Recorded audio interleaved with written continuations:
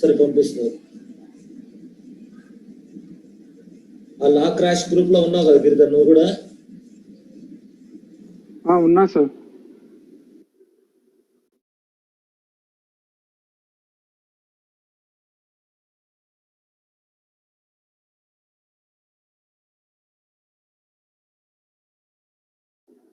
Sir Vijay పంపించాడు sir. అవును bro.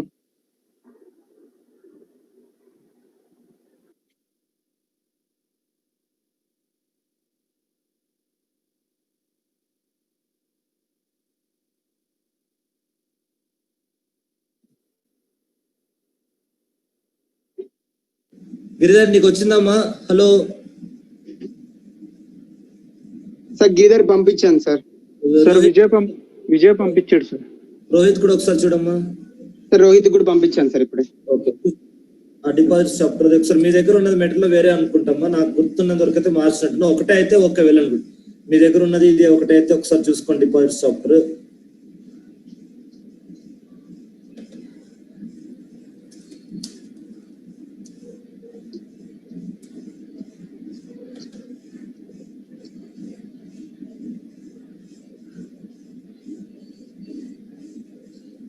ఇప్పుడు అది పెట్టమ్మా, జూమ్ లో ఒకసారి పెట్టు. హలో నేను పెడుతున్నా సార్. జూమ్ లో అప్లోడ్ చేయండి. ఇక్కడ అది వేరే ల్యాప్టాప్ నుంచి పంపించుంటాను అందుకనే.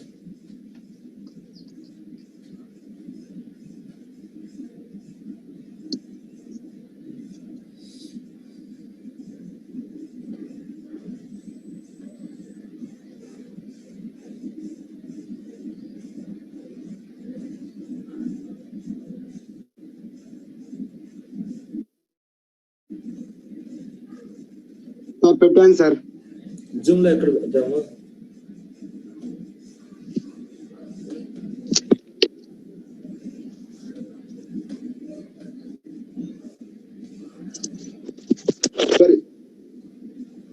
వచ్చింది.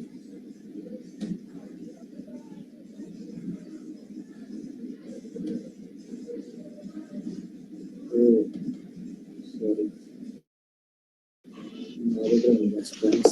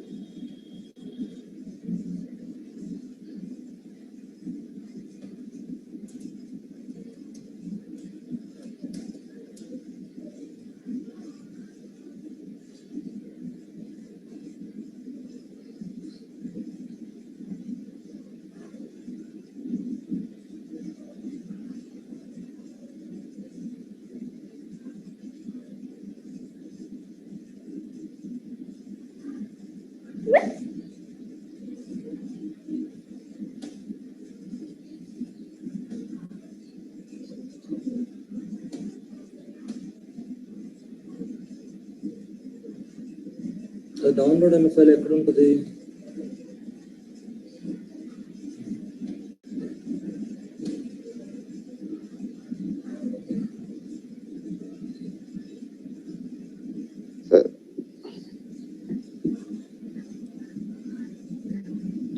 ఏమా కనిపిస్తుందమ్మా స్క్రీన్ మీద? హలో ఇదే డిపాజిట్ చాప్టర్ ఒకసారి చూసుకోండి అమ్మా. చాలా వరకు చేంజ్ అయి ఉంటుంది, కొద్ది వరకు ఇంపార్టెంట్ చాప్టర్ ఇది కూడా. అంటే పెద్ద చాప్టరే ఎప్పుడో ఒకసారి వస్తుంది, కానీ ప్రాక్టికల్ గా important chapter deposit chapter. Right, so ఒకసారి చూడండి. First chapter 5 deposits. Deposits includes any receipt of money. Deposit includes any receipt of money by a company by way of deposit or loan or in any other form, but does not include amounts prescribed by central government in consultation with the RBI. Okay, so general గా ఏంటంటే వాళ్ళు ఒక restriction పెట్టారు, any receipt of money by a companies deposit అని. Any receipt of money by a companies deposit అని పెట్టారు. First line చూడండి, any receipt of money అన్నారు.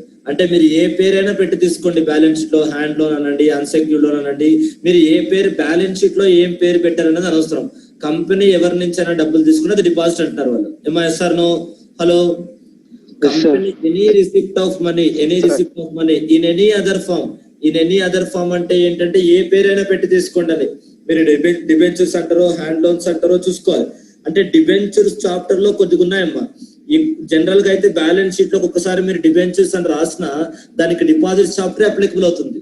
ఎందుకంటే డిబెంచర్స్ కూడా మనీ రిసీవ్ చేసుకుంటాం. కొన్ని ఎక్సెప్షన్స్ ఉంటాయి. కొన్ని డిబెంచర్స్ కే మనం డిబెంచర్స్ చాప్టర్ అప్లై చేయాలి. కొన్ని డిబెంచర్స్ కి బ్యాలెన్స్ షీట్ లో మీరు డిబెంచర్స్ అని పేరు రాసినా దానికి డిపాజిట్ చాప్టర్ అప్లికబుల్ అవుతుంది ఏమా అది. So that you should be careful. Okay, so any as per section 2 subsection class 31, deposit includes any receipt of money by a company by way of deposit or loan or in any other form. అంటే ఏ పేరు పెట్టినా సంబంధం లేదు, అది deposit అవుతుందని. కానీ కొన్ని does not include అంటే సెకండ్ క్వశ్చన్ లో ఉన్నవన్నీ ఎగ్జంప్షన్ డిపాజిట్స్ అన్నమాట. అంటే అవి డిపాజిట్స్ కానివన్నీ సెకండ్ క్వశ్చన్ లో ఉంటాయి. డిపాజిట్స్ కానివన్నీ కూడా సెకండ్ క్వశ్చన్ లో ఉంటాయి. అది but does not include amounts prescribed by central government in consultation with the RBI. అది. So what are not deposits?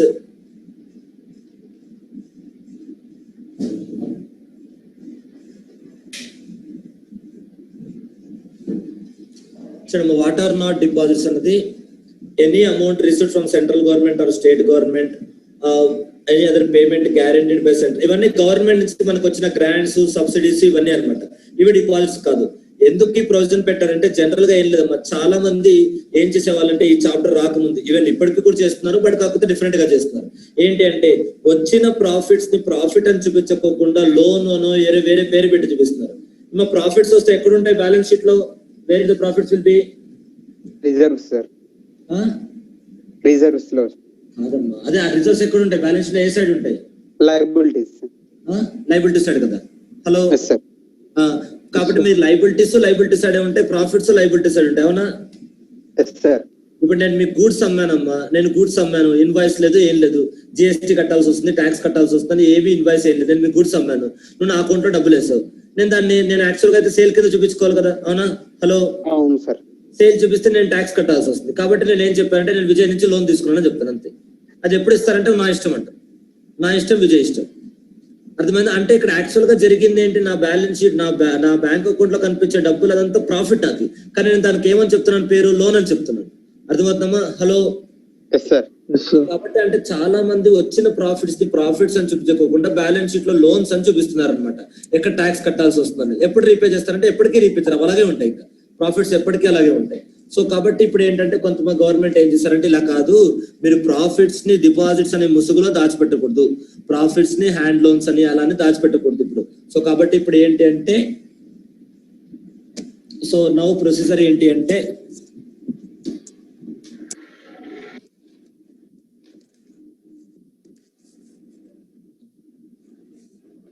Now deposits గా మీరు ఏ పేరైనా పెట్టుకోండి, ఒక ప్రొసీజర్ ఉంటుంది అనమాట. ఆ ప్రొసీజర్ ఫాలో అవ్వాలి. నాకు విజయ్ డిపాజిట్ ఇచ్చాడు, నేను తీసుకున్నాను, నాకు ఇష్టం వచ్చినప్పుడు తిరిగి ఇస్తానంటే అది కుదరదు. ఎస్ఆర్ఓ దానికి ఒక సర్కులర్ ప్రిపేర్ చేయాలి, న్యూస్ పేపర్ లో ఇవ్వాలి, ఆర్ఓసి ఫైల్ చేయాలి. అంటే జెన్యూన్ డిపాజిట్ అయి ఉండాలి. ఫేక్ అయితే ఇంత క్రియేషన్ ఉండదు కదమ్మా. ఎస్ఆర్ఓ ఇప్పుడు నేను నీకు సర్కులర్ ఇవ్వడము, నువ్వు యాక్సెప్ట్ చేయడము, మళ్ళీ డిపాజిట్ సర్టిఫికేట్ ఇవ్వడము, ఆర్ఓసి ఫైల్ చేయడం, ఇవంతా ఉండవు. ఊరికే సింపుల్ గా అన్సెక్యూర్డ్ లోన్స్ అని రాసుకుని ఉంటాం. కాబట్టి అలా ఇవేవి లేకపోతే యాక్సెప్ట్ చేయరు, అది ప్రాఫిట్ లానే ట్రీట్ చేస్తారు. అర్థమైందమ్మా? అదే రిస్ట్రిక్షన్. అంటే మనకు వచ్చిన డబ్బులు ప్రాఫిట్స్ నే డిపాజిట్స్ అనే ముసుగులో దాచిపెడుతున్నామేమో అని డౌట్ గవర్నమెంట్ కి. అందుకనే ఈ ప్రొవిజన్ పెట్టారు. ఏమో ఫస్ట్ అర్థమైందమ్మా? హలో.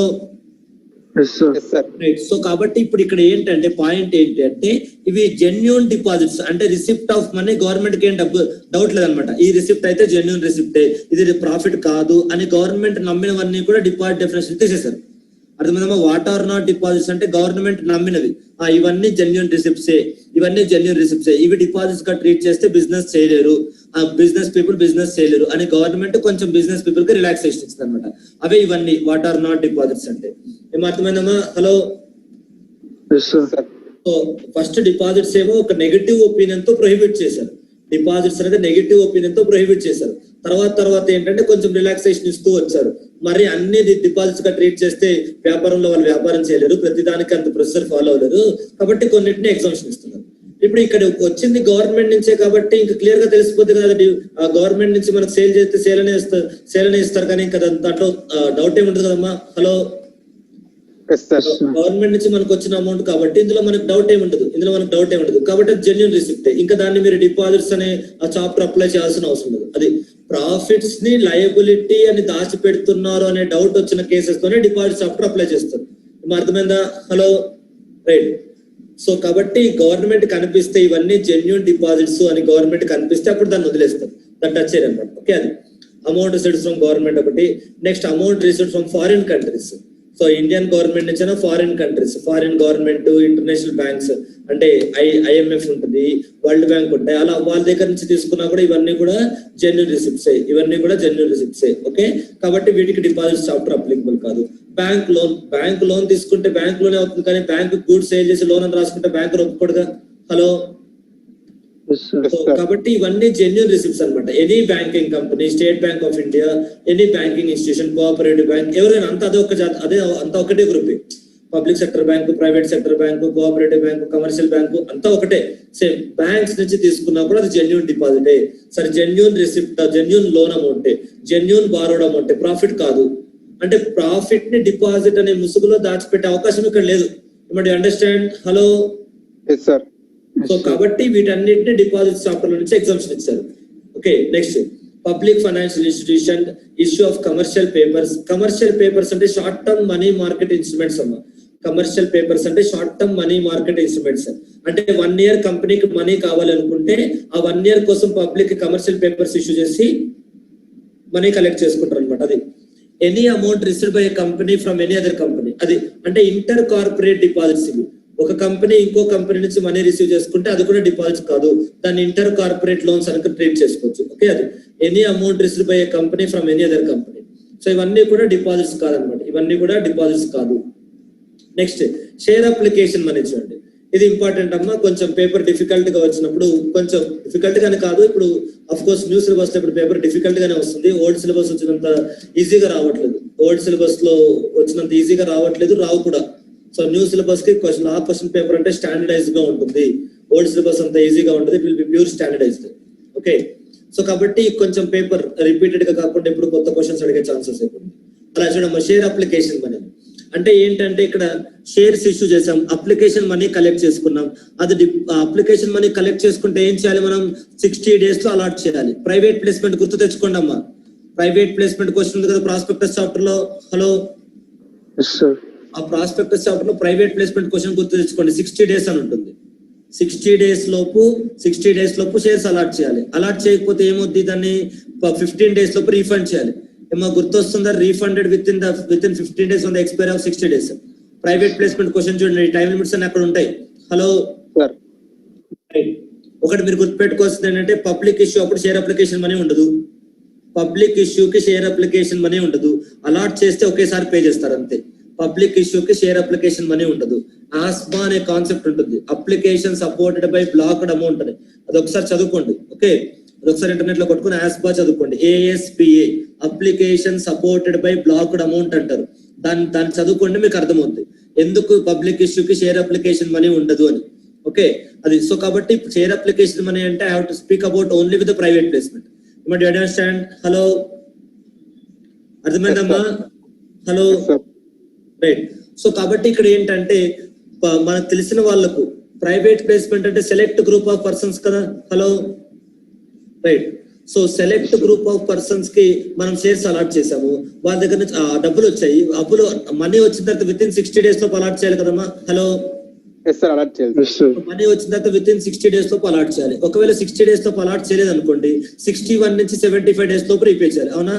హలో, సో అయితే ఇప్పుడు ఇక్కడ ఏంటంటే ఒకవేళ 75 days లోపు రీఫండ్ చేస్తే ఓకే, 60 days లోపు అలాట్ చేశారా, ఓకే బానే ఉంది. 60 days లోపు అలాట్ చేయలేదు, సరే 61 నుంచి 75 లోపు రీఫండ్ చేశారా, ఓకే బానే ఉంది.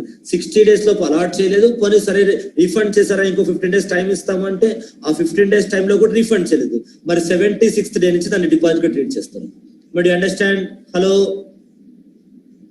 అర్థమైందమ్మా? షేర్ అప్లికేషన్ మనీని 75 days వరకు మాత్రమే బ్యాలెన్స్ షీట్ లో షేర్ అప్లికేషన్ మనీ చూపించాలి. 76th day లోపు అది రీఫండ్ చేయకపోతే 76th day నుంచి దాన్ని డిపాజిట్స్ గా చూపించాలి. మీరు బ్యాలెన్స్ షీట్ లో డిపాజిట్ గా చూపించినా షేర్ అప్లికేషన్ మనీ చూపించినా దానికి ఏం డిఫరెన్స్ ఏ ఉండదు. డిపాజిట్స్ చాప్టర్ ప్రొవిజన్స్ అప్లికబుల్ అవుతాయి. ఏమర్థమైందా? Hello,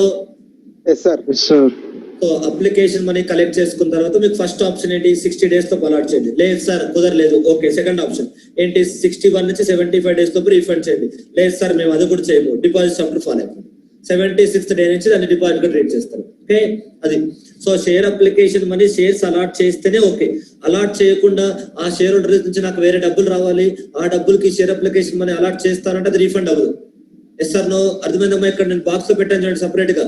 hello, so important practical question అది. ఇంపార్టెంట్ ప్రాక్టికల్ క్వశ్చన్ అది. నేను బాక్స్ లో ఇటాలిక్స్ లో పెట్టాను కదా, that is an important practical question. Paper difficult గా వచ్చినప్పుడు కొంచెం అనలిటికల్ గా ఆడాల్సి వస్తుంది. ఇప్పుడు అర్థమైందమ్మా? షేర్ అప్లికేషన్ మనీ ఎప్పుడు డిపాజిట్ గా ట్రీట్ చేస్తాం, ఎప్పుడు డిపాజిట్ గా ట్రీట్ చేయమని. హలో సార్, ఫస్ట్ 75 days దాన్ని డిపాజిట్ గా ట్రీట్ చేయం. షేర్ అప్లికేషన్ మనీ నానే ఉంచుకోవచ్చు. 75 days లోపు రీఫండ్ చేయకపోతే ఇంకా తర్వాత నుంచి దాన్ని డిపాజిట్ గా ట్రీట్ చేస్తాం. ఇంకా అప్పటి నుంచి దాని డిపాజిట్ ప్రాసెస్ అప్లికబుల్ అవుతాయి. ఓకే అది. సార్ హలో చెప్పమ్మా. సార్, ఇది 12% ఇప్పుడు మనం డిపాజిట్ గా ట్రీట్ చేసినప్పుడు 12% ఇంట్రెస్ట్ పే చేయాల్సి వస్తుంది, పే చేయాల్సిన అవసరం లేదా సార్? ఎక్కడ చెప్తారు 12% ఎక్కడ చేస్తుంది నీకు? ప్రైవేట్ ప్లేస్మెంట్ లో రీఫండ్ ఆఫ్ అప్లికేషన్ మనీ అది చేయాలి, అది తప్పదు. దానికి ఇన్ అడిషన్ తర్వాత ఈ కాన్సిక్వెన్సెస్, దాంతో తోడి దాంతో పాటు కాన్ఫరెన్సెస్ కూడా ఉంటాయి. దాంతో పాటు ఇంట్రెస్ట్ కట్టాలి. ఇంట్రెస్ట్ కట్టాలి. ఈ చాప్టర్ వైలేషన్స్ ఈ చాప్టర్స్ ఉంటాయి. అప్పుడు డిపాజిట్ గా ట్రీట్ చేయాలి, ఇంట్రెస్ట్ కట్టాలి, అంతే కదా? రెండు కట్టాలి, అదే independent. Okay okay sir. Next, so that is the point ఇది. సో కాబట్టి చూడండి డిపాజిట్స్ ని ఇక్కడ మీరు చూస్తే shall not be treated as deposit అని ఉందా? హలో సార్, కానీ దాని కింద పారాగ్రాఫ్ చూడండి, shall be treated as deposit అని ఉంటుంది. ఉందమ్మా shall be treated as deposit అని? హలో నార్మల్ గా డిపాజిట్ లా ట్రీట్ చేయము, ఎందుకంటే షేర్ అప్లికేషన్ మీద జెన్యూనే, అదేం డిపాజిట్ కాదు కాబట్టి ట్రీట్ చేయము. మీరు 75 days లోపు రీఫండ్ చేయకపోతే అప్పుడు గవర్నమెంట్ కి అనుమానం వస్తుంది, దాన్ని డిపాజిట్ గా ట్రీట్ చేస్తారనమాట. అర్థమైందమ్మా? హలో అది that is the concept. 60 days లోపు రీఫండ్ చేస్తే ఓకే, 75 days లోపు రీఫండ్ చేస్తే ఓకే. నార్మల్ గా షేర్ అప్లికేషన్ మన అంటే గవర్నమెంట్ కి నమ్మకం ఉంది, అది జెన్యూన్ అమౌంట్, అది కాబట్టి దాన్ని డిపాజిట్ గా ట్రీట్ చేయకూడదు అని గవర్నమెంట్ ఒక ఎక్స్పెక్టేషన్. మేబీ మీరు 60 days లోపు అలాట్ చేస్తారేమో, ఫర్ బై ఎనీ ఛాన్స్ ఒకవేళ అలాట్ చేయకపోతే రీఫండ్ చేస్తారేమో అనే పాజిటివ్ ఒపీనియన్ తో గవర్నమెంట్ దాని డిపాజిట్ చాప్టర్ నుంచి పక్కన పెట్టేశారు. కానీ ఎప్పుడైతే మీరు 75 days లోపు రీఫండ్ చేయకుండా ఉన్నారో, అలాట్ చేయకుండా రీఫండ్ చేయకుండా ఉన్నారో, అప్పుడు గవర్నమెంట్ కి డౌట్ వస్తుంది. డౌట్ వచ్చి దాన్ని డిపాజిట్ కింద ట్రీట్ చేస్తాం. అర్థమైందమ్మా? ఒకటే దాంట్లో పారాగ్రాఫ్ లో ఒక దాంట్లో నాట్ ట్రీటెడ్ అన్నా, ఇంకొక దాంట్లో ట్రీటెడ్ అన్నా. హలో అంటే కండిషన్ అది. ఈ డిఫాల్ట్ జరిగితే, ఈ తప్పు జరిగితే డిపాజిట్ కింద ట్రీట్ చేస్తాం, తప్పు జరగకపోతే డిపాజిట్ కింద ట్రీట్ చేయరు. అది మనం దిస్ ఇస్ అ మిస్టేక్. ఏంటి ఆ మిస్టేక్? ఇక్కడ ఫెయిల్యూర్ ఉంది. ఏంటి ఆ ఫెయిల్యూర్? రీఫండ్ చేయకపోవడం. అలాట్ చేయలేదు, రీఫండ్ చేయలేదు. Not allotted, not refunded. Not allotted, not refunded. So కాబట్టి treated as a deposit. Okay అది ఒక్కసారి చూసుకోండమ్మా. Next, amount received from directors or relatives. ఇది కూడా అంతేనమ్మా, ఇది కూడా ఇంపార్టెంట్ పాయింటే. డైరెక్టర్స్ నుంచి కానీ వాళ్ళ రిలేటివ్స్ నుంచి కానీ మనీ తీసుకుంటే అది డిపాజిట్ అవ్వదు. చూసుకోండి, any amount received from a person who at the time of receipt of amount was a director of a company or a relative of the director of a private company. అంటే ఇప్పుడు public company అయితే వాళ్ళ directors నుంచి money తీసుకుంటే అది deposit కాదు. Private company అయితే వాళ్ళ డైరెక్టర్ నుంచి అయినా తీసుకోవచ్చు, డైరెక్టర్ రిలేటివ్ నుంచి అయినా తీసుకోవచ్చు, అప్పుడు అది డిపాజిట్ కాదు. అది అర్థమైందమ్మా? So public company, private company.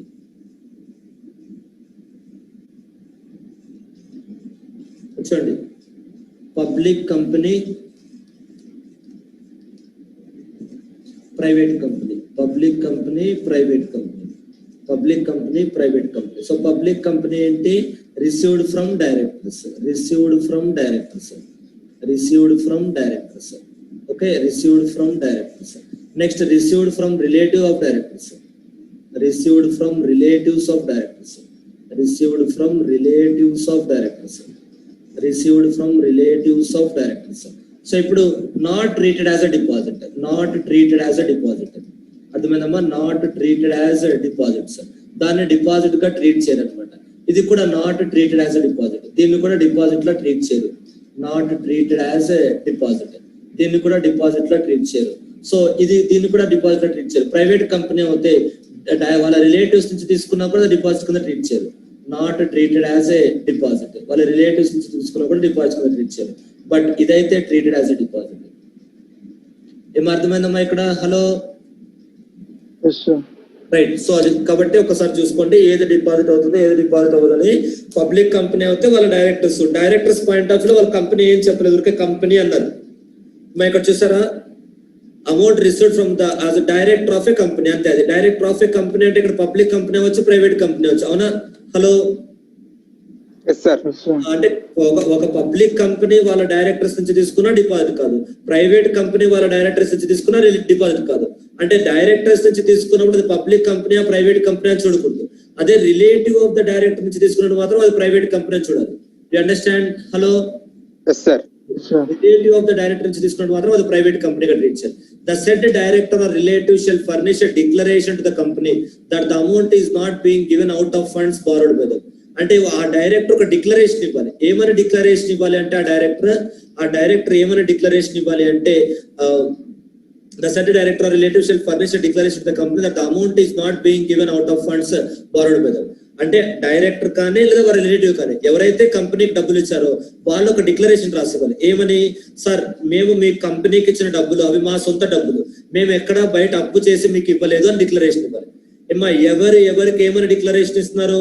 Director లేదా relative, they are giving a declaration. ఎవరికి? To the company. What does the declaration contains? The declaration says that whatever is the money given by the director to the company is given out of the director's own funds, not out of borrowed funds. ఏమర్థమైందా? Hello, yes sir. నేను director అనుకోండి, నేను కంపెనీకి డబ్బులు ఇచ్చినప్పుడు డబ్బులతో పాటు ఒక డిక్లరేషన్ రాసి ఇవ్వాలి. సరే, ఈ డబ్బులు కంపెనీకి అవసరం కాబట్టి నా సేవింగ్స్ నుంచి ఇస్తున్నాను, ఇది నేను ఎక్కడ అప్పు చేయలేదు అని డిక్లరేషన్ ఇవ్వాలి. అలా ఇవ్వకపోతే ఏమవుతుందంటే చాలా మంది ఏం చేస్తారంటే కంపెనీ డైరెక్ట్ గా అప్పు చేయకూడదు, డిపాజిట్ చేయకూడదు అని రెస్ట్రిక్షన్ ఉంటే డైరెక్టర్ చేత అప్పు చేయించి ఆ అప్పు కంపెనీకి ఇస్తారు అనమాట. అప్పుడు అల్టిమేట్ గా డబ్బులు అయితే కంపెనీకి వచ్చినట్టే కదా. Hello, yes sir. కాబట్టి అలా రాకూడదు. కాబట్టి డైరెక్టర్ చెప్పాలి ఇది నా ఓన్ అమౌంట్, బారోడ్ ఫండ్స్ కాదు అని చెప్పాలి. Next, the company shall disclose the details of money so accepted in the board's report. అంటే కంపెనీ డ్యూటీ ఏంటి అంటే ఇది డైరెక్టర్ డ్యూటీ ఏంటంటే ఇచ్చేటప్పుడు డిక్లరేషన్ ఇవ్వాలి. కంపెనీ డ్యూటీ ఏంటంటే అవి తీసుకెళ్లి profit board of directors report లో ఇంక్లూడ్ చేయాలి. అది తీసుకెళ్లి బోర్డ్ ఆఫ్ డైరెక్టర్స్ రిపోర్ట్ లో ఇంక్లూడ్ చేయాలన్నమాట. ఓకే, అది డైరెక్టర్స్ వాళ్ళకి ఇచ్చిన డబ్బులు బోర్డ్ ఆఫ్ డైరెక్టర్స్ రిపోర్ట్ లో ఇంక్లూడ్ చేయాలి. అది any amount received from a person, this is the point. అర్థమైందమ్మా? హలో, ఇది కూడా important. Directors relatives, directors follow అవ్వాల్సిన డైరెక్టర్స్ ఆర్ రిలేటివ్స్ షెల్ అంటే వాళ్ళు ఫాలో అవ్వాల్సిన కండిషన్ ఏంటి? డైరెక్టర్స్ ఆర్ రిలేటివ్స్ షెల్ వాళ్ళు ఫాలో అవ్వాల్సిన కండిషన్ ఏంటి? డైరెక్టర్స్ ఆర్ రిలేటివ్స్ షెల్ వాళ్ళు ఫాలో అవ్వాల్సిన కండిషన్ ఏంటి? నెక్స్ట్, కంపెనీ ఫాలో అవ్వాల్సిన కండిషన్ ఏంటి? అర్థమైందమ్మా? డైరెక్టర్స్ ఫాలో అవ్వాల్సిన కండిషన్ ఏంటి, కంపెనీ ఫాలో అవ్వాల్సిన కండిషన్ ఏంటి? ఓకే, అది the company shall disclose the details of money so accepted in the board's report. Next, amounts raised by issue of bonds or debentures. So ఇది కూడా అంతే, bonds debentures నుంచి rise చేసింది కూడా deposit కాదు. Any amount raised by the issue of bonds or debentures.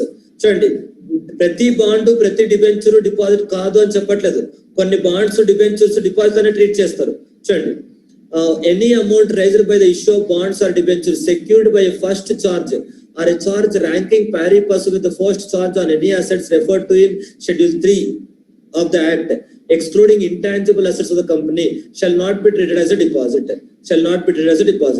అంటే deposit కింద deposit లా treat చేయకూడదు అంటే అక్కడ 2 పాయింట్స్ ఉన్నాయమ్మా. డిపాజిట్ లా ట్రీట్ చేయకూడదు అంటే 2 పాయింట్స్ ఉన్నాయి. చూడండి, ఒకటి ఇక్కడ non convertible debentures, convertible debentures చూడండి. నేను చెప్తాను, ఒక 2 సెట్స్ ఉన్నాయమ్మా. ఆ 2 సెట్ లో ఏదో ఒక సెట్ ఫుల్ అవ్వాలి. ఫర్ ఎగ్జాంపుల్, ఫస్ట్ సెట్ చూడండి, సెక్యూర్డ్ డిబెంచర్స్. సో అంటే డిబెంచర్స్ కి సెక్యూరిటీ ఇచ్చామన్నమాట. సెక్యూర్డ్ డిబెంచర్స్ కి సెక్యూరిటీ ఇచ్చాము. ఏం సెక్యూరిటీ ఇచ్చాము? చూడండి, డిబెంచర్స్ కి సెక్యూరిటీ ఇచ్చారు. ఏం సెక్యూరిటీ ఇచ్చారు? ఫస్ట్ చార్జ్ ఇచ్చారు. డిబెంచర్స్ కి ఫస్ట్ చార్జ్ ఇచ్చారు. ఏమో విజయ్, మీకు లాస్ట్ బ్యాచ్ లో చార్జెస్ చాప్టర్ అయిపోయిందమ్మా లాక్డౌన్ ముందు? హలో, అయిపోయింది సార్. లేదు సార్, మధ్యలో ఉంది. అప్పుడు మళ్ళీ వేరే చాప్టర్ ఏదో స్టార్ట్ చేశారు సార్. అంటే ఇంకో గ్రూప్ వాళ్ళతో కలిపేసి, ఆడిటింగ్ వాళ్ళతో కలిపేసి.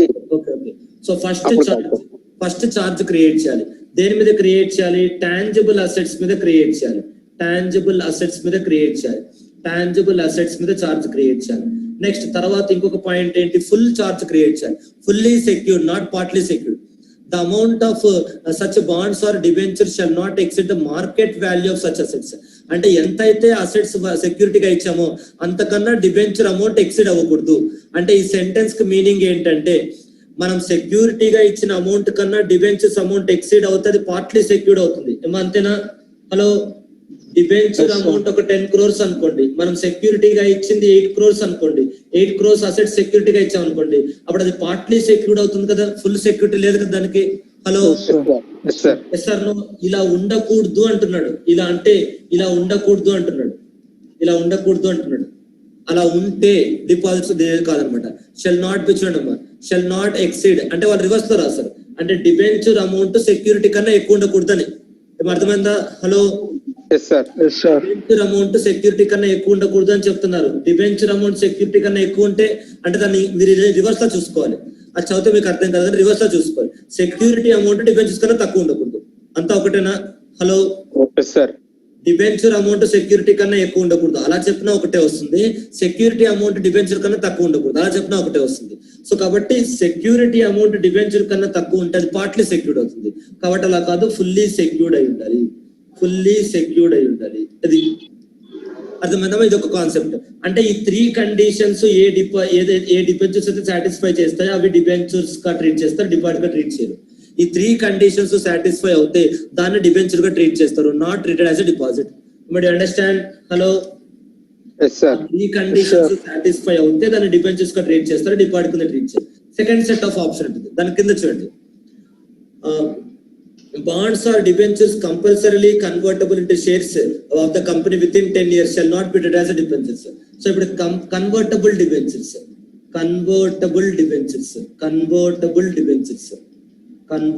debentures అంటే సెక్యూర్డ్ కాదు అనుకోండి, సెక్యూర్డ్ అయితే ఓకే, సెక్యూర్డ్ కాదు అన్సెక్యూర్డ్ అనుకోండి, అప్పుడు కన్వర్టబుల్ చూసుకుంటాం అనమాట. అంటే కంపల్సరీ కన్వర్టబుల్ అయి ఉండాలి, ఆప్షనల్లీ కన్వర్టబుల్ కాదు, కంపల్సరీ కన్వర్టబుల్ అయి ఉండాలి, కంపల్సరీ కన్వర్టబుల్ అయి ఉండాలి. ఆప్షనల్లీ కన్వర్టబుల్ కాదు, కంపల్సరీ కన్వర్టబుల్ అయి ఉండాలి. కంపల్సరీ కన్వర్టబుల్ 10 years ఉండాలి. 10 years conversion with in 10 years, maximum 10 years ఉండాలి. కన్వర్షన్ ఎప్పటిలోపు జరగాలి? మాక్సిమం 10 years లోపు జరగాలి.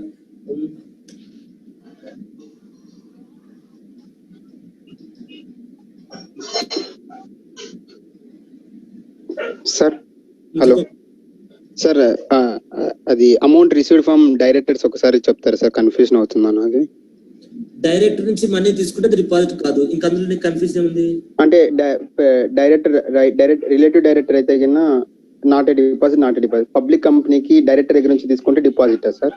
డిపాజిట్ కాదు, నేను రాశాను కదా, నేను స్క్రీన్ షాట్ తీసుకోలేదా? నాట్ రిలేటెడ్ చేసేసారా? Okay okay.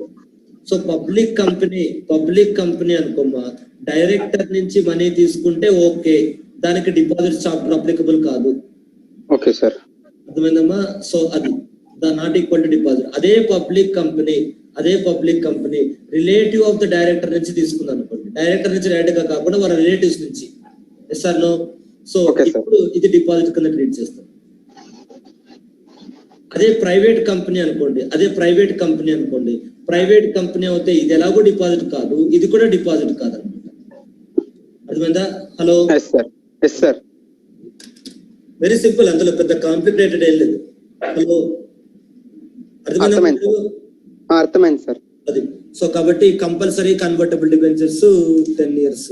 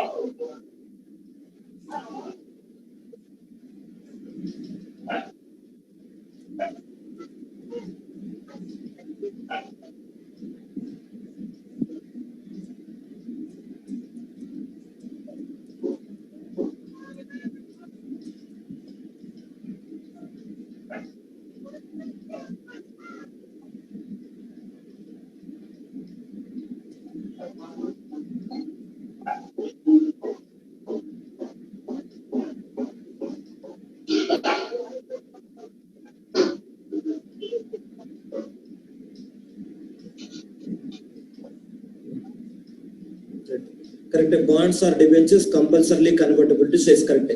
దాన్ని మిస్ చేశానేమో అన్న ఫీలింగ్ వచ్చింది, బెటర్ దాన్ని మిస్ చేశానేమో అన్నది. Okay, that is the point. అంటే ఇదమ్మా, ఈ రెండు కండిషన్స్ ఇవన్నీ సెట్ అమ్మా. ఇదర్ ఈ సెట్ అన్నా సాటిస్ఫై అవ్వాలి, లేదా ఈ సెట్ అన్నా సాటిస్ఫై అవ్వాలి, అప్పుడు అది డిపాజిట్స్ కాదనమాట. ఓకే, అదొక పాయింట్. నెక్స్ట్ చూడండి, ఇంకొకటి ఉంది, నాన్ కన్వర్టబుల్ డిబెంచర్స్ ఉంది. నాన్ కన్వర్టబుల్ డిబెంచర్స్ చూడండి, any amount raised by issue of non convertible debenture not constituting a charge on the assets of the company and listed and recognised stock exchange shall not be treated as a deposit. అంటే non convertible debentures, convertible debentures deposits కింద treat చేయకూడదు. అంటే అది compulsory convertible అంటారు. ఒకవేళ compulsory convertible కాకుండా non convertible debenture అనుకోండి, so debenture కింద కన్వర్ట్ చేయము అనుకోండి. సో నాన్ కన్వర్టబుల్ డిబెంచర్స్ అంటే ఫస్ట్ పాయింట్ చూడండి, నాన్ కన్వర్టబుల్ డిబెంచర్స్ అన్సెక్యూర్డ్ అయి ఉండాలి. అన్సెక్యూర్డ్ డిపాజిట్స్, అన్సెక్యూర్డ్ డిబెంచర్స్ అయి ఉండాలి. And unsecured debentures not constituting a charge అంటే సెక్యూరిటీ లేదని అర్థం. నాట్ కన్స్టిట్యూటింగ్ ఏ చార్జ్ అంటే సెక్యూరిటీ లేదని అర్థం. Yes or no? And listed on recognised stock exchange. And next unsecured listed on stock exchange. So ఈ రెండు కండిషన్స్ సాటిస్ఫై అవ్వాలి, అప్పుడు కూడా డిపాజిట్ లా ట్రీట్ చేయాలన్నమాట. అది అంటే ఈ 3 types ఆఫ్ డిబెంచర్స్ డిపాజిట్ లాగా ట్రీట్ చేయరు. వేరే డిబెంచర్స్ అన్ని డిపాజిట్ లాగా ట్రీట్ చేస్తారు. ఫర్ ఎగ్జాంపుల్ సెక్యూర్డ్ డిబెంచర్స్ అనుకోండి, secured debentures, partly secured debentures ఏమో, partly secured unlisted debentures, partly secured unlisted debentures ఏమో, partly secured sorry not unsecured debentures, sorry unsecured debentures ఏమో. ఇప్పుడు నేను ఒక డిబెంచర్స్ చెప్తాను, అది సెక్యూర్, అది డిపాజిట్ కింద ట్రీట్ చేస్తారో అది చెక్ చేసుకోండి. Partly secured debentures, partly secured unlisted debentures, partly secured unlisted debentures, partly secured unlisted debentures, partly secured unlisted debentures ఏమో. ఇప్పుడు ఒక్కొక్కటి చెక్ చేసుకోండి. ఇప్పుడు ఈ పార్ట్లీ సెక్యూర్డ్ అన్లిస్టెడ్ డిబెంచర్స్ అనేది ఫస్ట్ బాక్స్ లో ఫిట్ అవుతుందా చూడండి. ఫస్ట్ బాక్స్ లో ఉన్న కండిషన్ సాటిస్ఫై చేసింది అది? హలో, నో సార్, ఫెయిల్ అయిపోయింది. కొన్ని సెకండ్ బాక్స్ లో ఉన్న కండిషన్ సాటిస్ఫై చేసిందా? నో సార్, లేదు. కొన్ని థర్డ్ బాక్స్ లో ఉన్న కండిషన్ సాటిస్ఫై చేసిందా? నో సార్, ఎందుకంటే అన్లిస్టెడ్ కదా అది, అవునా? Hello, sir unlisted, right. So కాబట్టి this is treated as a deposit. So ఆ బాక్స్ లో ఏదో ఒక బాక్స్ లో ఫిట్ అవుతే అది డిపాజిట్స్ కాదు. అది కాకోకుండా అవి డిపాజిట్స్, ఆ బాక్సెస్ అన్ని కూడా డిపాజిట్స్ కాదని అర్థం. అంటే ఇదంతా డిపాజిట్ కాదని అర్థం. ఇది this are all whatever we have discuss, this is not deposits, not deposits, not deposits. ఇది కూడా అంతే, నాట్ డిపాజిట్స్, నాట్ డిపాజిట్స్. ఏమాదే అర్థమైందా? Not deposits. నెక్స్ట్ ఇది కూడా అంతే, నాట్ డిపాజిట్స్. అర్థమైందమ్మా? ఆ బాక్స్ లో ఫిట్ అవుతే డిపాజిట్ కాదు, ఆ బాక్స్ లో ఏ బాక్స్ లో ఫిట్ కాదు అనుకోండి, అది డిపాజిట్స్ అవుతుంది. అర్థమైందమ్మా? మీరు బ్యాలెన్స్ షీట్ లో ఇలాగే రాస్తుంటారు, పార్ట్లీ సెక్యూర్డ్ డిబెంచర్స్ అన్లిస్టెడ్ అని రాస్తుంటారు, కానీ దానికి డిపాజిట్ చాప్టర్ అప్లికబుల్ అవుతుంది. అంటే మీరు బ్యాలెన్స్ షీట్ లో ఏ పేరు పెడుతూ రాస్తారంటే గవర్నమెంట్ అనవసరం. But understand? Hello, balance sheet లో మీరు ఏ పేరు పెట్టి రాస్తారంటే గవర్నమెంట్ అనవసరం. ఓకే, అది పాయింట్. సో అవన్నీ డిపాజిట్స్ కాదు.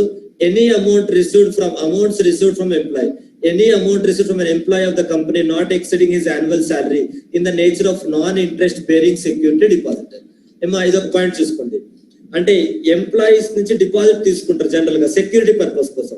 అంటే సడన్ గా జాబ్ మానేసి వెళ్ళిపోతాడేమో, లేదా ఆ ఎంప్లాయీ చేత ఎప్పుడు కంపెనీ క్యాష్ ఉంటుందేమో, కంపెనీ అసెట్స్ ఉంటాయేమో, ఎప్పుడైనా అప్స్కాండింగ్ అవ్వచ్చేమో, ఆ ఎంప్లాయీ వల్ల కంపెనీ ప్రాపర్టీ కానీ రెప్యుటేషన్ కానీ ఏదైనా డ్యామేజ్ రావచ్చేమో, ఇలా వేరియస్ రీజన్స్ వల్ల ఒక ఎంప్లాయీ నుంచి మనం డిపాజిట్ తీసుకోవచ్చమ్మా. ఏమర్థమవుతుందా? హలో, వేరియస్ రీజన్స్ వల్ల ఒక ఎంప్లాయీ నుంచి మనం డిపాజిట్ తీసుకోవచ్చు, అందులో అనుమానం లేదు. కానీ ఎంత తీసుకోవచ్చు అంటే maximum 1 month salary, not exceeding 1 month salary, not exceeding 1 month salary. అంటే అది ఎంప్లాయీ మీద మీకు నమ్మకం లేక ఒక సెక్యూరిటీ పర్పస్ కోసం తీసుకున్నారు, తీసుకోవచ్చు, కాదనట్లేదు. బట్ కాకపోతే అది మాక్సిమం 1 year శాలరీ కన్నా ఎక్కువ తీసుకోకూడదు. నెక్స్ట్ దాని మీద ఇంట్రెస్ట్ ఇవ్వకూడదు. ఇంట్రెస్ట్ ఇస్తే మనది డిపాజిట్ అవుతుంది. నాన్ ఇంట్రెస్ట్ బేరింగ్ అన్నారు కదా, ఎంత తీసుకోవాలి మాక్సిమం 1 year శాలరీ. ఇంట్రెస్ట్ ఇవ్వచ్చా? ఇవ్వకూడదు. ఇంట్రెస్ట్ ఇస్తే మళ్ళీ డిపాజిట్ అవుతుంది. ఈవెన్ ఒక 3 months శాలరీ డిపాజిట్ కింద కలెక్ట్ చేసుకున్నారు, సెక్యూరిటీ డిపాజిట్ కింద. ఆ 3 months ఆ డిపాజిట్ కి ఇంట్రెస్ట్ కడుతున్నారు అనుకోండి, అంటే ఎవరెవరికి ఇంట్రెస్ట్ కట్టడం? కంపెనీ ఎంప్లాయీకి ఇంట్రెస్ట్ కట్టడం. ఏమో yes or no? Hello, company కదా ఎంప్లాయీ నుంచి తీసుకుంది, అవునా? సో ఇప్పుడు దానికి ఎంప్లాయీకి ఇంట్రెస్ట్ కడుతూ ఉంటే అప్పుడు అది డిపాజిట్ అయిపోతుంది. ఇంట్రెస్ట్ కట్టకపోతే డిపాజిట్ అవుతుంది. అంటే డబ్బులు తీసుకొని ఇంట్రెస్ట్ కడుతుంటే దాన్ని డిపాజిట్ అనేది ట్రీట్ చేయాలి కదమ్మా. Yes sir no? సో కాబట్టి నాన్ ఇంట్రెస్ట్ బేరింగ్ అది ఏంటమ్మా, ఎంత తీసుకో లోన్ అమౌంట్ 2 కండిషన్స్ సాటిస్ఫై అవ్వాలి. Amount of loan 12 maximum 1 year salary, interest not permitted, interest not paid. ఈ 2 కండిషన్స్ సాటిస్ఫై అవుతేనే అది డిపాజిట్స్ కింద ట్రీట్ చేయరు.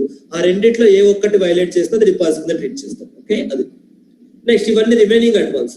Any non interest bearing amount received or held interest, ఇంకెనీ other amount received or held interest అంటే నమ్మకంగా ఎవరి దగ్గరైనా మనం డిపాజిట్ చేస్తుంటే, నమ్మకంగా ఎవరి దగ్గరైనా మనం మనీ డిపాజిట్ చేస్తుంటే, నమ్మకంగా మనం ఎవరి దగ్గరైనా మనీ డిపాజిట్ చేస్తుంటే నా ఇంట్రెస్ట్ తీసుకోకుండా ఏదో రెంటల్ అడ్వాన్స్ ఏదైనా తీసుకున్నాం అనుకోండి, అది కూడా డిపాజిట్ కాదు.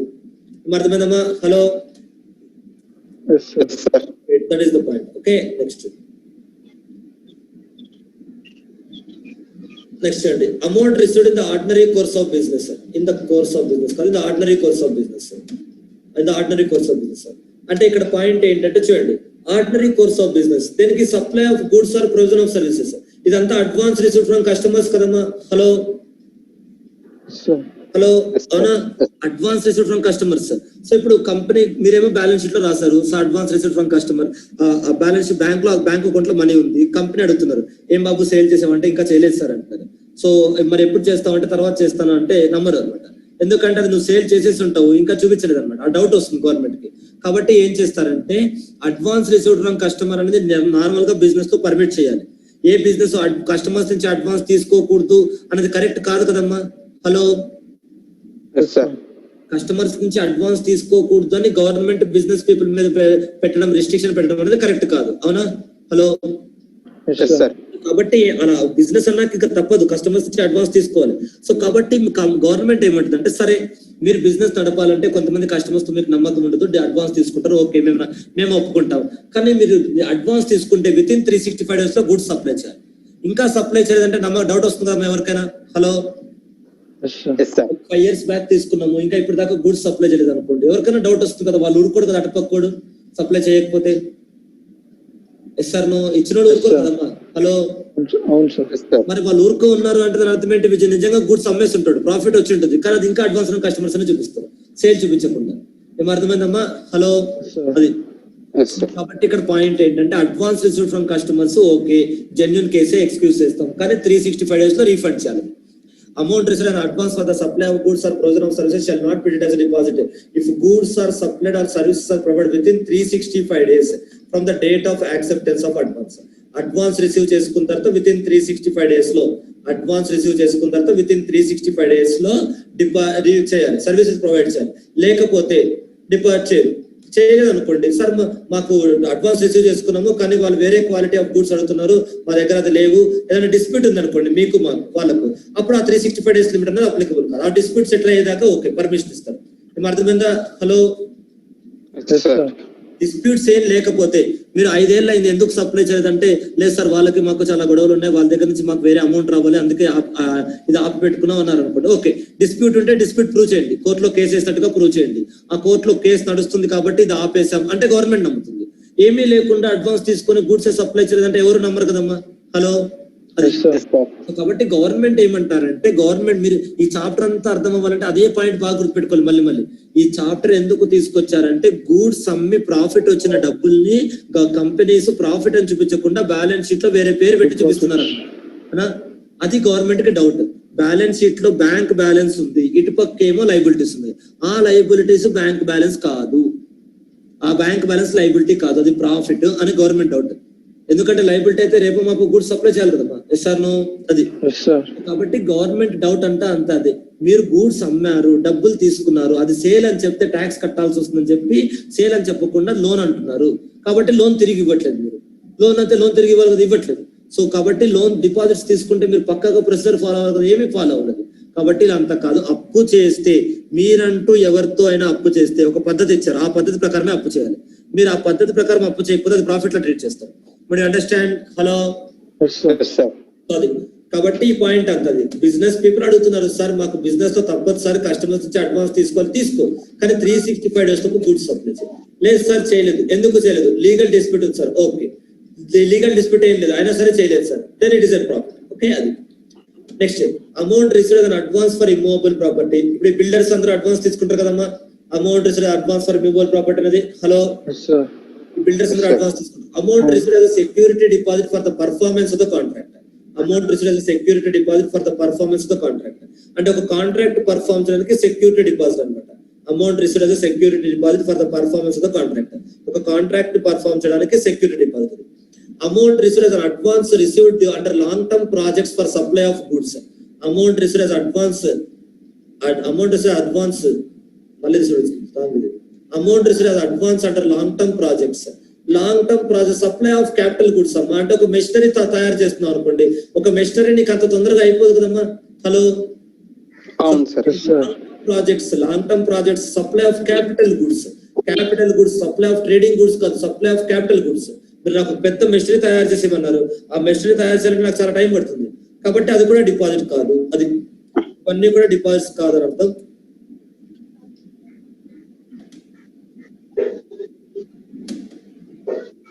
Next amount received as advance towards consideration for providing future services in the form of warranty or maintenance contract. ఏమో ఇది గూడ్స్ సప్లై చేయడం కాదు, గూడ్స్ సప్లై చేసిన తర్వాత వారంటీ మళ్ళీ మనం కొంటాం కదమ్మా. ఏదైనా మీరు మొబైల్ అయినా ల్యాప్టాప్ అయినా వాళ్ళకు 1 year వారంటీ ఇస్తారు, ఇంకా ఎక్స్ట్రా కావాలంటే ఇంకా డబ్బులు పెట్టి కొంటామా. హలో, ఏమో మామూలు మీరు అప్పుడు చూసింటారు ల్యాప్టాప్ లో కానీ టీవీలో కానీ ఏదైనా కూడా వాళ్ళు చెప్తారు, సార్ మ్యానుఫ్యాక్చరర్ వారంటీ 6 months ఉంటుంది సార్, మీకు అంతకన్నా ఎక్కువ వారంటీ కావాలంటే మేము డబ్బులు ఇస్తాం, మీకు అంతకన్నా ఎక్కువ వారంటీ కావాలంటే డబ్బులు కడితే ఇస్తాం. అంటే వాడు ఏంటి, మనం వారంటీ తీసుకున్నాము అంటే ఈ రోజు కంపెనీకి మనీ కడతాం, కానీ కంపెనీ మనకు ఫ్యూచర్ లో ఎప్పుడో రిపేర్ వస్తే అప్పుడు కదా సర్వీస్ ప్రొవైడ్ చేస్తారు. అవునా? అవును సార్. Yes sir no. కాబట్టి అది జెన్యున్ గా బిజినెస్ లో జరిగేదే కదా. అవునా? హలో, సో కాబట్టి అదంతా జెన్యున్ బిజినెస్ ట్రాన్సాక్షన్ కాబట్టి అది డిపాజిట్ కాదు. అది providing future services, received present, amount received at present, services are providing in future. What kind of services? Warranty services or maintenance contract. అది ఒక ఏసీ పాడైపోయింది, ఒక డబ్బులు కడతాం, ఒక 5,000 కడతాం సార్, నెక్స్ట్ 3 years లో ఏసీలో ఏ రిపేర్ వచ్చినా మీరే చేయాలి. ఓకే, వెళ్ళండి గుర్తు చేస్తాం, అయిపోయింది అక్కడికి. సో కాబట్టి ఇవన్నీ కూడా రెగ్యులర్ డిపాజిట్స్ కాబట్టి, రెగ్యులర్ మనీస్ కాబట్టి అవి రిసిప్ట్స్ కాదు. అది if the period for providing such services does not exceed the prevalent period, 5 years కన్నా ఎక్కువ ఉండకూడదు. అంటే మీరు ఒక్కొక్కసారి 5 years కన్నా ఒకేసారి ఎక్కువ వారంటీ తీసుకోకూడదు. సార్ ఒక 100 ఏళ్ళు వారంటీ అని చెప్పి ఇప్పుడే తీసుకున్నారు అనుకోండి, ఎవరికైనా డౌట్ వస్తుంది. అర్థమైందమ్మా? హలో సార్, మ్యానుఫ్యాక్చర్ కూడా 1 year 5 years కన్నా ఎక్కువ వారంటీ ఇవ్వకూడదా సార్? అది సపరేట్ అమ్మా. మ్యానుఫ్యాక్చర్ సపరేట్ గా డబ్బులు కలెక్ట్ చేసుకోడు కదా, వాడు ఇన్బుల్ట్ ఇచ్చేస్తాడు కదా, దానికి సపరేట్ గా డబ్బులు కలెక్ట్ చేసుకోడు కదా 1 year కి. Okay sir. అది కాకుండా మనం ఎక్స్టెండెడ్ వారంటీ అని తీసుకుంటాం కదమ్మా, దానికి అప్లికబుల్ అవుతుంది. ఎందుకంటే ఈ మ్యానుఫ్యాక్చరర్ వాడు ఇచ్చే ఫ్రీ వారంటీ ఆ ప్రైస్ లో ఆల్రెడీ ఇంక్లూడ్ అయి ఉంటుంది కదా, దానికి మనం ఎక్స్ట్రా కట్టట్లేదు కదమ్మా. అవునా? హలో, ఎక్స్ట్రా కట్టట్లేదు అంటే కంపెనీ ఎక్స్ట్రాగా రిసీవ్ చేసుకోవట్లేదు, దానికి అది అప్లికబుల్ కాదు. ఎక్స్ట్రాగా రిసీవ్ చేసుకున్న 5 years కి అంటే వాళ్ళు 1 year, వాళ్ళు 2 years ఇచ్చారు, వాళ్ళు 3 years ఇచ్చారు, మీరు ఇంకొక 5 years కావాలి సార్ 8 years కి ఎక్స్టెండ్ చేయండి అన్నారు అనుకోండి, ఆ ఫస్ట్ 2 years కి అప్పుడు అప్లై చేసి అలో చేస్తారు అనమాట. ఎందుకంటే ఫస్ట్ 3 years వాడు ఫ్రీగా ఇచ్చాడు డబ్బులు తీసుకోకుండా. అవునా? హలో, అవును సార్. సో మళ్ళీ ఎక్స్ట్రా 5 years అడిగితేనే కదా వాళ్ళు డబ్బులు తీసుకున్నారు. కాబట్టి ఆ 5 years ఫస్ట్ 3 years కి వాళ్ళే మనీ తీసుకోలేదు కాబట్టి ఇప్పుడు 8 years అనేది కన్సిడర్ చేశారు, 5 years తీసుకుంటారు. ఓన్లీ ఆ ఎక్స్టెండెడ్ పీరియడ్ ఎంతైతే డబ్బులు కట్టామో దానికే తీసుకుంటారు. అది మళ్ళీ ఆ 5 years తర్వాత మళ్ళీ ఇంకొకసారి కట్టచ్చు. అలా అంటే ఒకసారి కట్టినప్పుడు 5 years కన్నా ఎక్కువ వ్యాలిడిటీ ఉంటుంది అనమాట. అర్థమైందమ్మా? హలో, అది అర్థమైంది సార్. నెక్స్ట్, సో కాబట్టి ఫస్ట్ దానికి వాళ్ళు మనీ రిసీవ్ చేసుకొని ఉంటారు కాబట్టి అది కవర్ కాదు ఇక్కడ. Okay, next amount received in advance and allowed by any sectoral regulator or allowed by directors of central government or state government. Sectoral regulator అంటే ఇన్సూరెన్స్ కంపెనీ కానీ, బ్యాంకింగ్ కంపెనీ, ఆర్బీఐ కానీ వీళ్ళు అనమాట. సో వాళ్ళు ఎవరి నుంచైనా అమౌంట్ తీసుకొని ఉంటే అది కూడా డిపాజిట్ కాదు. వాళ్ళు చెప్పారు కాబట్టి, బ్యాంక్ చెప్పారు, ఆర్బీఐ చెప్పారు, ఇన్సూరెన్స్ కంపెనీ చెప్పారు, సెబీ చెప్పారు, అలా ట్రై చెప్పారు, టెలికాం వాళ్ళు, ఇలా సెక్టరల్ రెగ్యులేటర్స్ చెప్పారు కాబట్టి మనీ తీసుకోకపోతే అది డిపాజిట్ కాదు. అది డిపాజిట్ కాదు. చెప్పారు కాబట్టి మనీ తీసుకుంటే అది డిపాజిట్ కాదు. Next, any amount received in advance for subscription towards publication. For subscription towards publication అంటే ఏంటమ్మా, ఇది నార్మల్ గా బుక్స్ ఉంటాయి కదమ్మా, మ్యాగజైన్స్ ఉంటాయి కదా, ఇయర్ మొత్తం కట్టేస్తే మళ్ళీ ప్రతి మంత్ బుక్స్ వస్తాయి కదమ్మా. చిన్నప్పుడు మీకు గుర్తుందా, 10th class ఉన్నప్పుడు క్లాస్మేట్ బుక్స్ అని చిన్న వచ్చేవి, మేము చదువుతూ ఉండేవి. మరి మీరు చదువుతున్నారో తెలియదు, గుర్తుందమ్మా? హలో, చిన్నప్పుడు అసైన్మెంట్స్ కానీ ఏదైనా అంటే సబ్జెక్ట్ బాగా ప్రిపేర్ అవడానికి బుక్స్ వచ్చేది, దాని ఏదో అనేవాళ్ళు, చిన్నగా ఉండేది, హాఫ్ మనం నార్మల్ A4 పేపర్ లో హాఫే ఉంటుంది ఆ సైజ్. ఐసీఐ దగ్గర నుంచి స్టూడెంట్స్ జర్నల్ వస్తాయి కదా సార్, అమౌంట్ కట్టిన అది కూడా అంతే. అది కూడా సబ్స్క్రిప్షన్ కదా? అది కూడా సబ్స్క్రిప్షన్. అంటే మీరు ఒకేసారి కడతారు కదా డబ్బులు. Sir any amount advance for subscription towards publication, అది ఐసీఐ నుంచి స్టూడెంట్ జర్నల్ వస్తుంది. అది కూడా అంటే ఇప్పుడు అంటే దాని అర్థం ఏంటంటే ఇక్కడ ఐసీఐకి అది డిపాజిట్ కాదు, అంటే స్టూడెంట్ జర్నల్ కోసం ఐసీఐ కట్టిన డబ్బులు ఐసీఐ బ్యాలెన్స్ ఉంటే డిపాజిట్ గా చూపించాల్సిన అవసరం లేదు. అర్థమైందా? హలో, స్టూడెంట్ జర్నల్ కోసం ఐసీఐ కట్టిన డబ్బులు అది ఐసీఐకి డిపాజిట్ కాదు, జెన్యూన్ ట్రాన్సాక్షన్ కాబట్టి, అది జెన్యూన్ ట్రాన్సాక్షన్ కాబట్టి.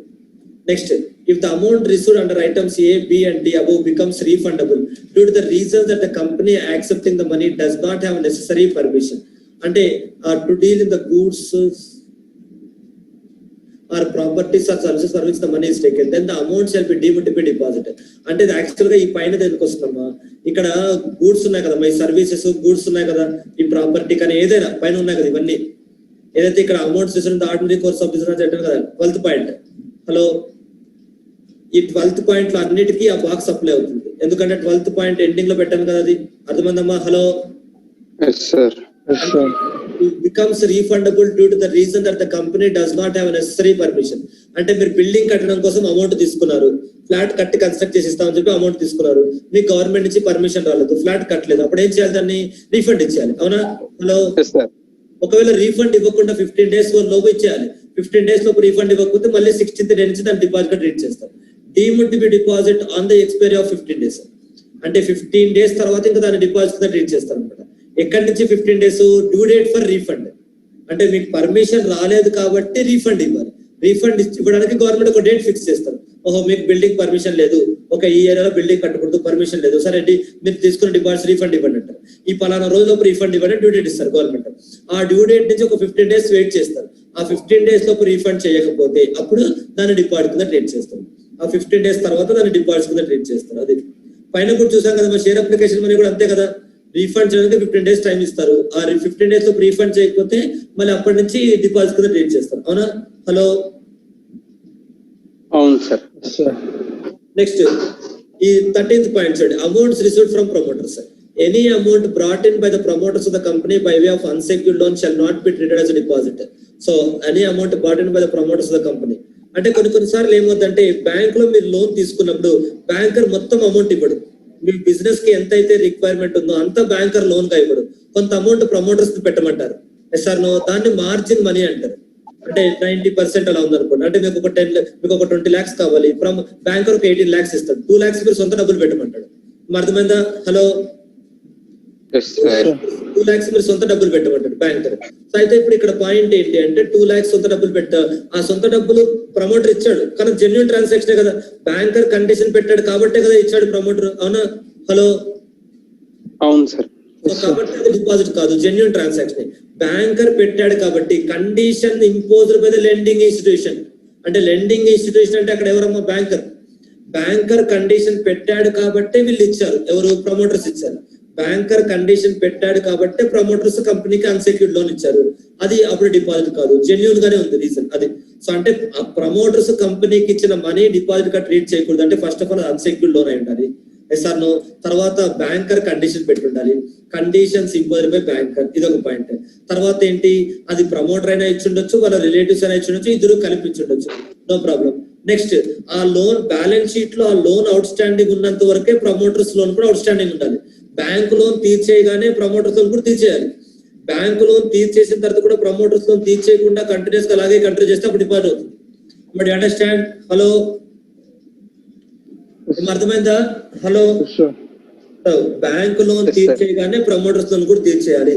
బ్యాంక్ లోన్ తీర్చేసిన తర్వాత కూడా ప్రమోటర్స్ లోన్ తీర్చకుండా అలాగే పెట్టుకున్నాం అనుకోండి, అప్పుడు దాన్ని డిపాజిట్ కింద ట్రీట్ చేస్తారు. అది at that time they will be treated as a deposit. అది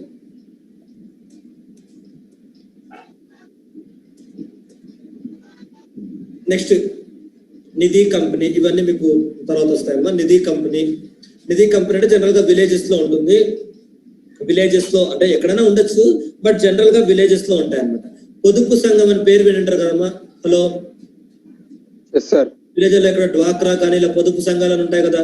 హలో, సో కాబట్టి అక్కడ ఏం చేస్తారంటే గ్రూప్ గా ఫామ్ అవుతారు అందరూ గ్రూప్ గా ఒక సొసైటీగా ఫామ్ అయ్యి ఆ సొసైటీలో మనీ కడతారు అనమాట. ఆ సొసైటీలో ఎవరికైనా లోన్ కావాలంటే మళ్ళీ ఆ మనీ నుంచి తీసుకుంటారు. ఈ ప్రాసెస్ తెలుసమ్మా మీకు? హలో, పల్లెటూరులో అందరూ ఒక గ్రూప్ గా ఫామ్ అవుతారు, మహిళా మండలనో లేదా డ్వాక్రా గ్రూప్ అనో అని, అవునా? హలో, ఆ గ్రూప్ లో ఎవరి దగ్గర డబ్బులు ఉంటే ఎక్సెస్ అమౌంట్ ఆ గ్రూప్ లో తీసుకొచ్చి సేవ్ చేసుకుంటారు. ఆ గ్రూప్ లో ఉన్న వారికి ఎవరికైనా లోన్ కావాలంటే అందులో నుంచి తీసి లోన్ ఇస్తారు అనమాట. అలా సో అలాంటివన్నీ నిధి కంపెనీస్ అవుతాయి, అది కూడా డిపాజిట్ కాదు. నెక్స్ట్ చిట్ ఫండ్ కట్టే డబ్బులు కూడా డిపాజిట్ కాదు. నెక్స్ట్ కలెక్టివ్ ఇన్వెస్ట్మెంట్ స్కీమ్స్ అంటే మ్యూచువల్ ఫండ్స్ ఇలాంటివన్నీ వస్తాయి అనమాట. అవి కూడా ఇక్కడ డిఫరెంట్ గా ఉంటాయి మీకు, కానీ ఇవన్నీ ఒకటే. ఆల్టర్నేటివ్ ఇన్వెస్ట్మెంట్స్, డొమెస్టిక్ వెంచర్స్, ఇదంతా మ్యూచువల్ ఫండ్స్ టైప్ అనమాట. డబ్బులు తీసుకుంటారు, చాలా మంది దగ్గర నుంచి డబ్బులు తీసుకుంటారు, ఆ డబ్బులు వేరే దగ్గర ఇన్వెస్ట్ చేస్తారు. అది సో ఆ డబ్బులు వేరే దగ్గర ఇన్వెస్ట్ చేస్తారు. ఇవన్నీ కూడా డిపాజిట్స్ కాదు. నెక్స్ట్ ఇచ్చేయండి, amount received up to an amount of rupees 25 lakhs received by startup company by way of convertible note. Convertible into equity shares are repayable within a period not exceeding 5 years in the rate of issue in a single tranche. Shall not be treated as a deposit. అంటే startup company అంటే ఎవరు? Startup company అంటే ఏంటి అంటే startup company అంటే ఏంటమ్మా? What is startup company? కొత్తగా start చేస్తే ప్రతి కంపెనీ స్టార్ట్అప్ కంపెనీ కాదు. స్టార్ట్అప్ కంపెనీ కాదు. డిఐపిపి ఉంటుంది, department of industrial policy and promotion. వాళ్ళు అప్రూవ్ చేసిన కంపెనీసే స్టార్ట్అప్ కంపెనీస్. అర్థమైందమ్మా? హలో, అర్థమైందమ్మా? అప్రూవ్ చేసిన కంపెనీసే. అంటే కొత్తగా స్టార్ట్ చేస్తే ప్రతి కంపెనీ స్టార్ట్అప్ కంపెనీ అనకూడదు. ఆ స్టార్ట్అప్ కంపెనీ అనాలంటే అది టెక్నాలజీ బాగా వాడుతూ ఉండాలి, ప్లస్ దానివల్ల కొత్తగా ఇన్నోవేటివ్ గా ఏదైనా ఉండాలి, అప్పుడే దాన్ని స్టార్ట్అప్ కంపెనీగా ట్రీట్ చేస్తారు అనమాట. ఓకే, అది సో దానికి కన్వర్టబుల్ డిబెంచర్స్ 10 years కదండి సార్. కన్వర్టబుల్ అంటే ఇప్పుడు కన్వర్టబుల్ డిబెంచర్స్ ద్వారా మనం ఏదైనా డబ్బులు తీసుకుంటే కంపల్సరీ 10 years లోపల కన్వర్ట్ చేయాలి కదా సార్, అప్పుడు కదా సార్ అది డిపాజిట్ కాదు. ఇక్కడ 5 years. మరి ఇక్కడ 5 years అంటే ఇది అందరికీ అప్లికబుల్ కాదు. ఇక్కడ ఎవరికి ఇది రిస్ట్రిక్షన్? స్టార్ట్అప్ కంపెనీస్ కి మాత్రమే. అది కూడా ఎంత? Startup companies 25 lakhs. దీనికి startup companies 25 lakhs. an amount of rupees 25 lakhs received by a company, startup company by way of convertible note, convertible into riches in a single tranche shall not be treated as a deposit. అంటే ఎవరు receive చేసుకోవాలి? Startup company receive చేసుకోవాలి. ఎంత? Maximum 25 lakhs. ఎలా? By issuing convertible note. ఆ convertible note ఏం చేయాలి? Equity shares కింద కన్వర్ట్ చేయాలి. ఎప్పటిలో కన్వర్ట్ చేయాలి? విత్ ఇన్ 5 years తో కన్వర్ట్ చేయాలి. అది so startup company, convertible note, 25 lakhs, equity shares 5 years. ఆ వర్డ్స్ అన్ని సాటిస్ఫై అవుతాయి, అది అప్పుడు డిపాజిట్ కాదు. ఏమర్థమైందా? హలో, సో అవన్నీ సాటిస్ఫై అవుతే డిపాజిట్ కాదనమాట. ఓకే, అది నెక్స్ట్ పబ్లిక్ కంపెనీకి before 2014, prior to 1st April 2014 అది ఇంపార్టెంట్ ఇంకా మనకు. ఓకే, మాది గుర్తుపెట్టి చూసుకోండి అమ్మా. ఈ డిపాజిట్స్ చాప్టర్ మనం ఏదైతే సైడ్ హెడ్డింగ్స్ డిస్కస్ చేసామో, వాట్ ఆర్ నాట్ డిపాజిట్స్ అని, అందులో ఏ సైడ్ హెడ్డింగ్ అయినా మీకు ప్రాక్టికల్ క్వశ్చన్ రావచ్చు. You have to be careful. Old syllabus అయితే వాళ్ళు చదివే వాళ్ళు కాదు, ఓల్డ్ సిలబస్ అయితే ఏమంతగా అడిగే వాళ్ళు కాదు. కానీ కాబట్టి న్యూ సిలబస్ ఇప్పుడు పేపర్ డిఫికల్ట్ గా ఉంటుంది, స్టాండర్డైజ్ గా ఉంటుంది. అంటే ప్రాక్టికల్ క్వశ్చన్స్ వస్తాయి, అనలిటికల్ గా ఎక్కువ వస్తాయి. సో కాబట్టి దట్ షుడ్ బి కేర్ఫుల్ అది ఉండాలి.